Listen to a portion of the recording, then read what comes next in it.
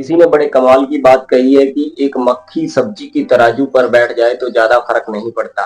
वही मक्खी अगर सोने की तराजू पर बैठ जाए तो 10,000 की हो जाती है। नमस्कार दोस्तों, मैं हूं नवदीप कंबोज और आज की ये छोटी सी कहानी है तीन दोस्तों की, जो कि सत्य की खोज में निकल पड़े थे और वो जाते जाते एक जंगल में मिले। कोई इधर से आया, कोई इधर से आया, वो सारे के सारे एक पेड़ के नीचे इकट्ठे हुए। वो तीनों के पास दो दो थैले थे, दो दो झोले थे। एक उन्होंने पीठ के आगे लटका रखा था और एक पीठ पे था, एक पीछे था, एक आगे था। वो तीनों जब बैठे एक पेड़ के नीचे तो आपस में बातें करने लगे कि आप कहाँ से आए हो, आप कहाँ से आए हो। तो जो उसमें सबसे पहला था वो काफी थका हुआ था और निराश था। जो दूसरा था वो थका हुआ तो था, निराश नहीं था। जो तीसरा था वो बहुत प्रसन्न था, टेंशन फ्री था, थका हुआ भी नहीं था, निराश भी नहीं था। तो तीनों जैसे ही बैठ के बातें कर रहे थे तो उन्होंने देखा कि सामने एक पेड़ के नीचे एक साधु, एक संत उनको देख रहा है और मुस्कुरा रहा है। पहले तो उन्होंने इग्नोर किया, फिर थोड़ी देर वो देखता रहा, फिर मुस्कुराता रहा। तो वो तीनों वहां से खड़े हुए और वो संत के पास गए, महात्मा के पास गए और उनको प्रणाम किया और उनको कहने लगे कि ऐसी क्या चीज देख ली आपने हमने कि आप हमें देख के मुस्कुरा रहे हो। ऐसे मतलब कुछ हमने कुछ अलग पहना हुआ है या हमारे अंदर कुछ ऐसी चीज है जो आप देख के मुस्कुरा रहे हो। वो संत फिर थोड़ा सा मुस्कुराया और कहने लगा कि मैं आपके प्रश्न का जवाब दूं इससे पहले मैं एक प्रश्न पूछता हूं, आप उसका जवाब दें मेरे को, फिर मैं आपके प्रश्न का जवाब दें। तो लड़कों ने कहा पूछिए। उम्र में बड़ा था, महात्मा था, संत था, तो उन्होंने कहा पूछिए।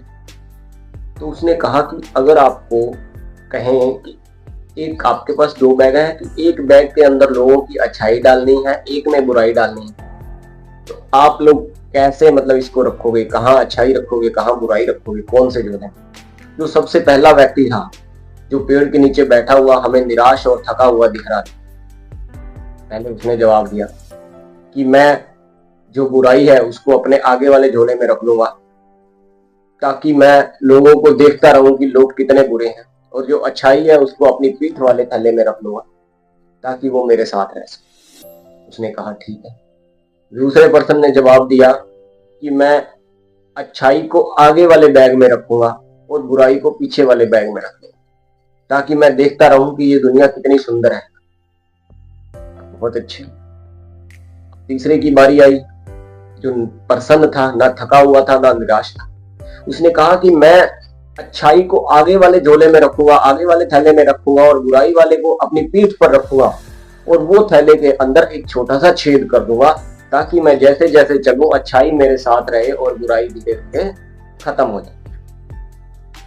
तो वो संत फिर से मुस्कुराए और कहा मैं आप लोगों का चेहरा देख के यही सब पढ़ रहा था, आपका फेस रीडिंग कर रहा था, जो कि सत्य है। ये बंदा जिंदगी के अंदर जो पहले वाला था वो निराश भी है, थका हुआ भी है, क्योंकि उसने बुराई को आगे वाले झोले में रख लिया।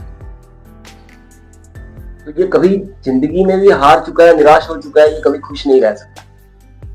जो दूसरे वाला है वो प्रसन्न तो है, निराश हो गया क्योंकि उसने आगे वाले में अच्छाई रख ली, पीछे बैग के अंदर उसके पास बुराई है। वो जैसे ही आगे बढ़ता है तो पीछे से बुराई उसको खींच लेती है। तो ये जिंदगी के अंदर निराश ही रहेगा, थक नहीं सकता, निराश ही रहेगा।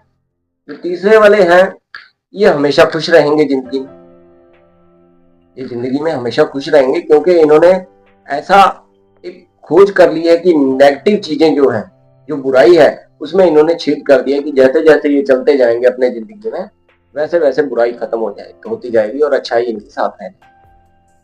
तो ये छोटी सी कहानी हमें बड़ी अच्छी शिक्षा देती है कि आपकी संगत ही आपके जीवन का उद्देश्य तय करती है कि आपने जीवन में कहां पहुंचना है। आपकी संगत ही तय करती है कि मक्खी अगर सब्जी पर है तो उसकी कोई वैल्यू नहीं, सब मक्खी अगर सोने की तराजू पर है तो उसकी वैल्यू बहुत है। जीवन के अंदर अच्छे लोगों को साथ रखिए, जो नेगेटिव थिंकिंग के लोग हैं उनको पीछे छोड़िए।